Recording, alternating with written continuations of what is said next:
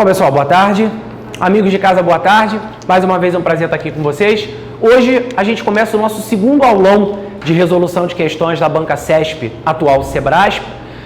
Na aula passada, a gente falou sobre administração pública direta e indireta e também sobre a parte de processo administrativo. Nós juntamos os assuntos, a gente está procurando sempre fazer aqui o aulão relacionado a um ou dois assuntos, né? Outros aulões virão, vai ter um aulão onde a gente vai falar sobre licitações e contratos, vai ter aulão sobre agentes públicos e artigo 37 ao 41 da Constituição, que muita gente deixa de lado, mas são sempre assuntos importantes, devem ser tratados, sempre importantes para as provas de vocês.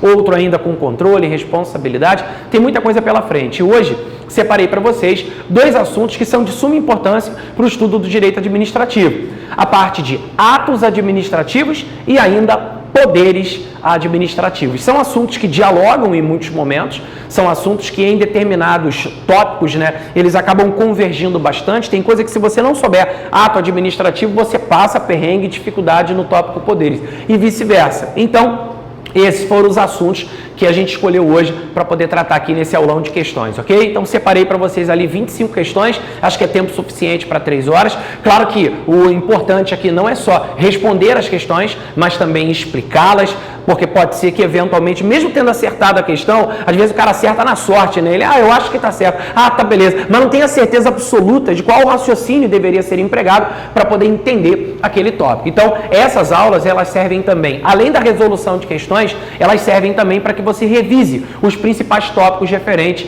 agora a atos administrativos e poderes, assim como fizemos na semana passada em administração pública direta e indireta e processo administrativo. Vamos lá? Vamos trabalhar então.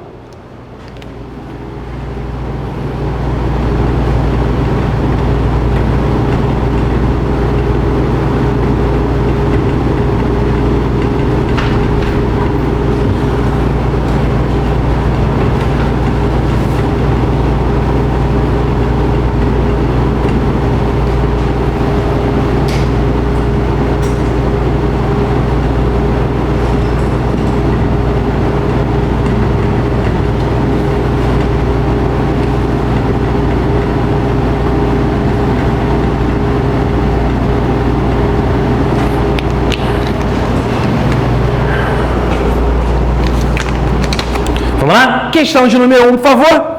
A número 1 diz assim, prova de 2020, de auditor fiscal da Receita lá no Distrito Federal, e a questão diz, em um único ato administrativo, foram concedidas férias e licença a um servidor público da Secretaria de Estado de Economia do Distrito Federal.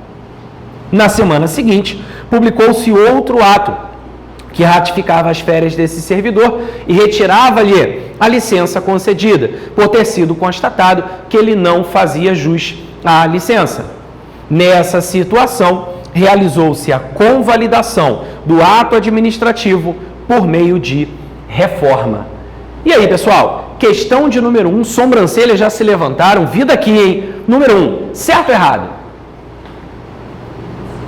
Ouço um silêncio ensurdecedor logo na primeira questão. A feição de todos aqui é uma feição preocupada. Você que está em casa, marcou o quê? Certo ou errado? Também está na dúvida? Vem comigo aqui. Vamos responder então essa questão. Essa questão foi uma das últimas provas que o CESP realizou, 2019 para 2020, né? O concurso, então a prova foi realizada esse ano. E ela abordou um ponto que não é costumeiro de ser cobrado em prova. Um ponto realmente é costumeiro, que é a parte de convalidação. Isso a gente sabe, claro, que é importante. Então vamos comigo aqui. Convalidação. A questão versa sobre isso. Convalidação. Mota, mas eu já estudei pra caramba convalidação e não lembro disso aqui que está na questão. Então vamos lá. Para começar, convalidar. O que é convalidar? Convalidar significa suprir o vício que o ato possui. Existem várias formas de extinção do ato. Anulação, revogação, cassação, caducidade, por aí vai.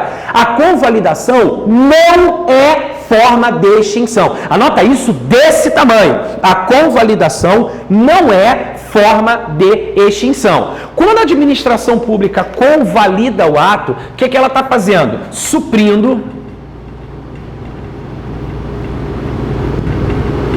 o vício que esse ato possui, ok? Vale ressaltar que a convalidação possui efeito ex tunc, efeito retroativo, afinal estamos falando de vício, ok? Essa convalidação, claro, ela pode ocorrer desde que o defeito seja sanável e desde que, claro, não acarrete lesão ao interesse público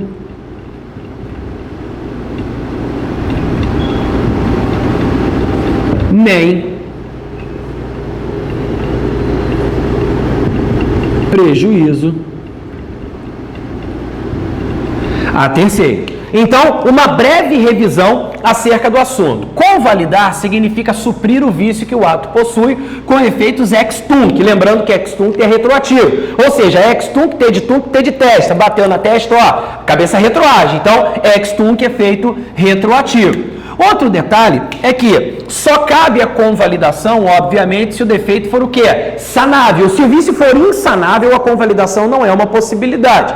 E desde que não acarrete lesão ao interesse público, nem prejuízo a terceiro. Então, para que haja convalidação, obviamente, você precisa ter um defeito sanável. Se o vício for insanável, não cabe. E desde que não acarrete lesão ao interesse público, nem prejuízo a terceiro. Isso é o básico sobre convalidação. Quem é que pode convalidar o ato administrativo? A própria administração pública ou, eventualmente, o administrado. Curiosamente, o administrado, se o ato depender de uma manifestação posterior dele, é possível que o administrado convalide o ato. Não é muito comum, mas possível é. A regra geral é que a própria administração convalide o ato administrativo.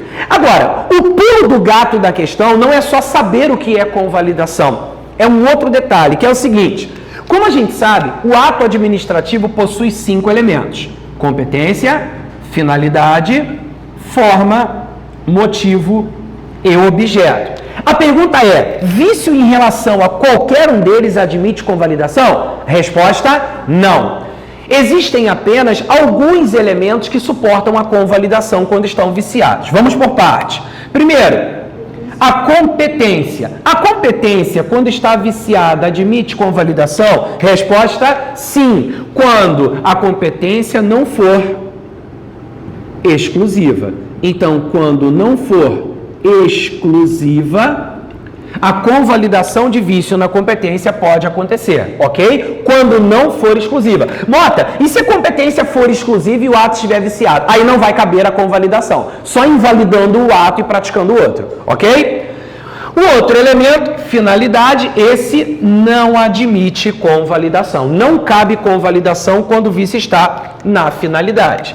Já quando falamos da forma, sim, há possibilidade de convalidação quando o vício está no elemento forma. Mota, em qualquer caso? Claro que não. Quando ela não for essencial à validade do ato. Então, se aquela forma for essencial para que o ato tenha validade, só invalidando o ato e praticando o outro. Agora, se a forma não for essencial à validade daquele ato, é possível convalidar o vício na forma. Motivo não admite convalidação quando está viciado. Veja, finalidade e motivo não admitem convalidação. Agora é que vem o pulo do gato. O objeto. Meus amores, sobre o objeto existe divergência doutrinária. Maria Silvia Zanella de Pietro sustenta que não cabe convalidação quando o vício está no elemento objeto. Já o professor José dos Santos Carvalho Filho, carinhosamente chamado pelos alunos de Carvalhinho, ele admite convalidação no objeto quando o objeto for plurimo, mediante os institutos da conversão e da reforma, que a professora de Pietro considera existente, mas não considera como convalidação do objeto. Vamos de novo. Sobre o objeto, veja, existem duas posições doutrinárias. A professora de Pietro sustenta que não cabe convalidação quando o vício está no objeto, ok? Vou até colocar aqui. A professora de Pietro é um exemplo de doutrina que não considera a possibilidade de convalidação no objeto. O professor Carvalhinho considera num caso específico. Vou colocar aqui. O professor José dos Santos Carvalho Filho diz que sim, quando plurimo, ou seja, ele não diz que qualquer vício no objeto admite convalidação. Ele considera que quando o objeto for plurimo. O que é objeto plurimo? É quando aquele ato produz mais de um efeito jurídico. O que é o objeto? O objeto não é o efeito que o ato gera? Se o objeto é o efeito que o ato gera, quando esse ato produz mais de um efeito, o objeto é plurimo, porque ele produz mais de um efeito jurídico. Então, o professor Carvalhinho sustenta que quando plurimo, mediante reforma ou conversão, seria possível essa convalidação. Essa posição aqui, como eu disse, é a posição do professor José dos Santos Carvalho Filho. Uma coisa que eu não sei se vocês perceberam na questão é que em nenhum momento ele entrou no mérito de discutir se cabe ou não cabe convalidação no objeto. Ele simplesmente falou da reforma. A professora de Pietro também fala da reforma e da conversão, só que ela considera, embora considere como possibilidade de convalidação, ela não considera como convalidação no objeto. Ela não se refere a isso. Ela diz, existe o Instituto da Conversão, existe o Instituto da Reforma, mas isso não significa dizer que cabe convalidação no objeto. Quer dizer, então cada doutrinador se posiciona de uma maneira, mas ambos admitem a conversão e a reforma. O professor Carvalhinho como forma de convalidação no objeto. A professora de Pietro não se manifesta dessa maneira, mas fala na existência da conversão e na existência da reforma, mas ela não considera diretamente como forma de convalidação no objeto. Ela diz que são institutos avulsos e não formas de convalidação no elemento objeto. Bom, pelo sim, pelo não, independentemente da posição doutrinária aqui, a questão está falando da reforma. E você tem que saber sobre o que é reforma para poder responder essa questão. Olha que questão enjoada. Você tem que saber o que é reforma para você poder responder. E o que é essa reforma? Reforma é o seguinte: reforma significa manter a parte válida e suprimir a parte inválida. Reforma significa manter a parte válida e suprimir a inválida. Repetindo, reforma significa manter a parte válida, suprimir a inválida. Então vamos lá. Veja que na questão ele disse aí o seguinte: ele disse que do ato dois efeitos decorreram: férias e licença. Foi o que ele disse aí na questão. Olha lá, ó. Em um único ato administrativo foram concedidas férias e licença a um servidor. Parou. Se no único ato foram concedidas férias e licença, desse ato, quantos efeitos jurídicos estão ocorrendo? 2. Então é um objeto plurimo, certo? Aí ele está dizendo aí assim: na semana seguinte publicou-se outro ato que ratificava as férias do servidor e te retirava-lhe a licença concedida por ter sido constatado que ele não fazia jus à licença. Parou. Veja só, o servidor foi beneficiado no mesmo ato com férias e licença. Depois ele disse que o servidor tinha direito às férias, mas que não tinha direito à licença. E que foi publicado um ato suprimindo a licença. Por quê? Porque o servidor não tinha direito. A pergunta é: o que a administração fez? A administração manteve a parte válida e suprimiu a parte inválida. Ou seja, retirou-se a licença daquele ato porque o servidor não tinha direito. Aí estudasse o nome de quê? Reforma. Então, reforma significa exatamente isso. Manter a parte válida foi o que se fez com as férias, porque a pessoa tinha direito, e suprimiu a parte inválida, que era exatamente a licença a qual o servidor não tinha direito. Então, houve ou não houve a convalidação por meio de reforma? Houve. Volta lá na questão. Ele disse o seguinte: nessa situação, realizou-se a convalidação do ato administrativo por meio de reforma. Sendo assim, chegamos à conclusão de que a questão de número 1 está o quê? Certa. A número 1 está certa, ok? Vamos imaginar agora uma outra situação. Imaginemos hipoteticamente que fosse o seguinte. Esse exemplo, só para ilustrar, até esqueci de dizer, esse exemplo de férias e licença é exatamente o exemplo do livro do Carvalhinho. Por isso, inclusive, que quando eu estava fazendo a explicação, eu fiz questão de citar o nome dele aqui. Citei a professora de Pietro, que não admite convalidação no objeto, e o professor Carvalhinho, que admite a convalidação quando se tratar de objeto plurimo mediante reforma ou conversão. Então, isso aqui eu não estou colocando só para dizer, o Mota só está dizendo, é só uma referência para dizer de onde ele tirou a explicação. Não é só isso. Me chamou a atenção o fato da questão trazer o mesmo exemplo do livro do Carvalhinho. É esse o exemplo que está no livro. Quem tiver agora com o livro do Carvalhinho pode abrir, se você estiver em casa, pode abrir agora, na parte que fala de convalidação, que você vai ver que é esse exemplo que ele cita. Quando o professor Carvalhinho fala de reforma, ele diz, o servidor público no mesmo ato teve a concessão de férias e licença, mas um ele tinha direito, o outro ele não tinha. Então a administração pública suprime a parte inválida e mantém a válida. É exatamente esse o exemplo, férias e licença. Ok? Então, como a questão da prova citou o mesmo exemplo da obra do Carvalhinho, eu tive que fazer, claro, essa menção aqui a ele. Tá beleza? Então, cuidado com isso. Sobre a conversão, só para vocês entenderem, a conversão ela é muito parecida com a reforma, mas tem uma pequena diferença. Na conversão, você também mantém a parte válida, só que a parte inválida você substitui por outra válida. Então, repetindo, na conversão, a administração mantém a parte válida e substitui a inválida por outra válida. Ok? Repetindo, na conversão, a administração mantém a parte válida, ela mantém a parte válida e ela substitui a inválida por outra válida. Ok? Então, cuidado com essa diferença. Porque na reforma, você tira o que está ruim e mantém o bom. Na conversão, você tira o ruim colocando outro bom, colocando o certo ali. Quer ver um exemplo? Olha aqui. Vamos imaginar que a administração pública promovesse. Aqui, vou dar um exemplo da obra do Carvalhinho. Promoção por merecimento da Vivi. Ok? Você, Vivi, foi promovida por merecimento. E você, Paula, foi promovida por antiguidade. Ok? Promoção por antiguidade. Acho que todo mundo sabe a diferença. A promoção por antiguidade é aquela que se dá pelo decurso do tempo. Então você entrou, senão que você já entrou no serviço público há algum tempo, já está lá há alguns anos, e você já atingiu os requisitos necessários para galgar uma classe superior. Ok? Legal. Promoção por antiguidade. E a Vivi fez alguma coisa, algum ato lá que ela praticou, que foi muito bacana, a administração pública, então, acabou destacando aquele ato e promoveu você por merecimento. Ok, beleza. Só que tem um detalhe. Realmente, Vivi, cabia a promoção por merecimento para você.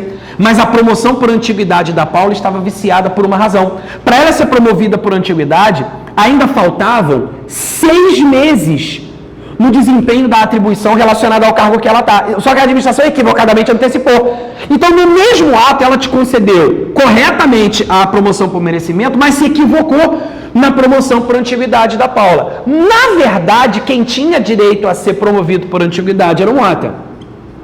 Porque o Mota tinha entrado antes. Então, o que a administração fez? Ela manteve a parte válida e suprimiu a inválida, substituindo por outra válida. Nesse caso, aconteceu o quê? O que a gente chama de conversão. Ficou claro? Então, na conversão, você não apenas suprime o inválido e deixa o válido. Na conversão, você converte o inválido em outro válido. Porque quem tem direito àquela promoção sou eu. A da Paula só vai sair daqui a 6 meses, e não agora. Então, a administração fez o quê? Converteu a parte inválida numa válida. Entenderam? Então, existe diferença entre reforma e conversão. Cá entre nós. Questão caiu agora em 2020, para cair novamente não custa muito. Por quê? Porque fugiu do trivial. Fugiu daquele basicão. Anulação, revogação, atributo, elemento. Cai um troço desse na prova, um desespero. É o tipo da questão que você acerta, que você sabe que um monte de gente vai errar. Falei, cara, vou botar essa como a primeira. Já era de 2020, eu falei, vou botar como a primeira. E um assunto desse, eu falei, cara, vou colocar. Então, assim, não sei se vai cair de novo, mas se cair, vocês estão preparados. Eu não estou aqui para brincar de adivinhação. Isso aqui é um trabalho. Se cair, não tenho dúvida. Não, se cair, deve cair nesse contexto. Porque se caiu na prova, Paula, o exemplo da obra dele, se caiu da conversão, eu não duvido de ser uma coisa parecida com essa. Porque o exemplo é cópia da obra. do professor Carvalhinho. Então, se cair uma questão da conversão, a gente já sabe.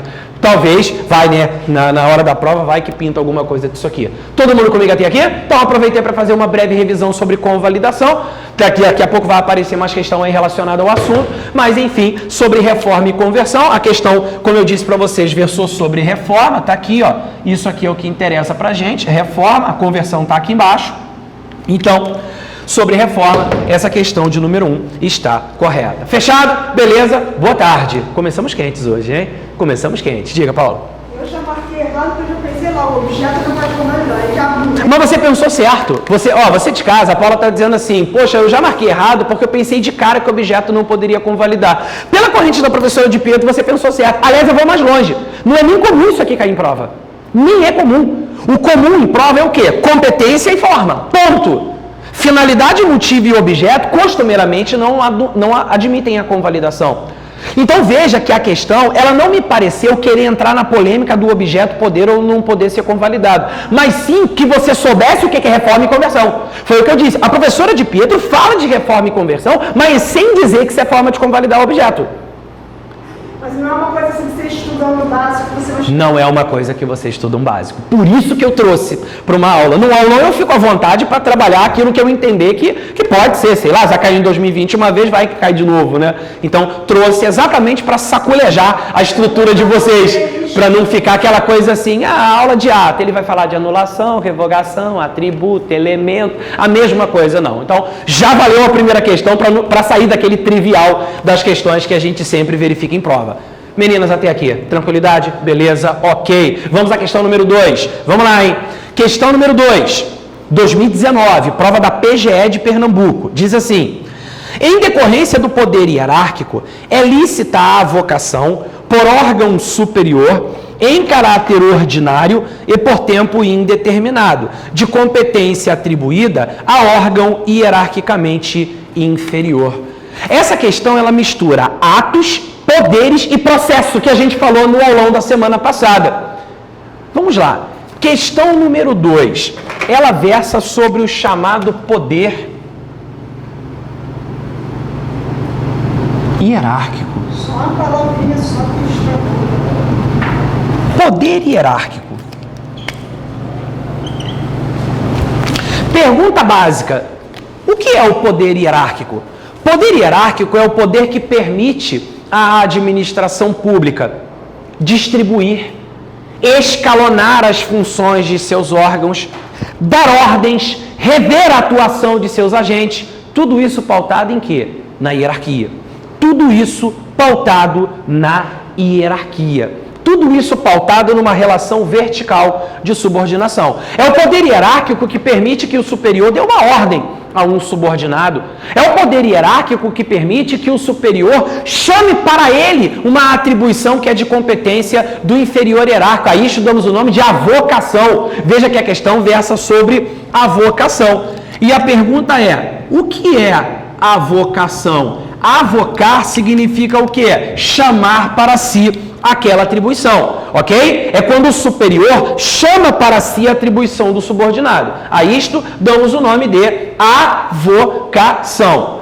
Detalhes importantes. A avocação tem previsão legal. Ela está prevista lá no artigo 15 da Lei 9784 de 99, ok? Existe previsão legal sobre a avocação no artigo 15 da Lei 9784 de 99, nosso aulão da semana passada. E no aulão da semana passada eu havia feito alguns destaques importantes sobre a avocação. Veja, algumas considerações importantes sobre a avocação. Primeiro, a avocação necessariamente é vertical. Se não houver hierarquia, não cabe avocação. Começa daí.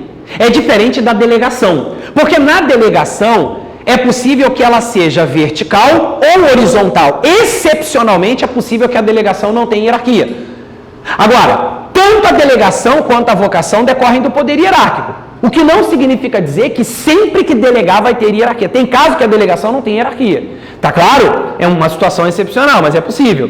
A vocação não. A vocação tem que ter hierarquia. Se não for vertical, se não tiver hierarquia, a avocação já não pode acontecer. Outro detalhe, a avocação é uma medida excepcional e ainda temporária. A avocação não é definitiva, ela possui caráter temporário e ela não é regra, é exceção, é uma medida de caráter excepcional. E claro, ela depende de motivos relevantes, devidamente justificados.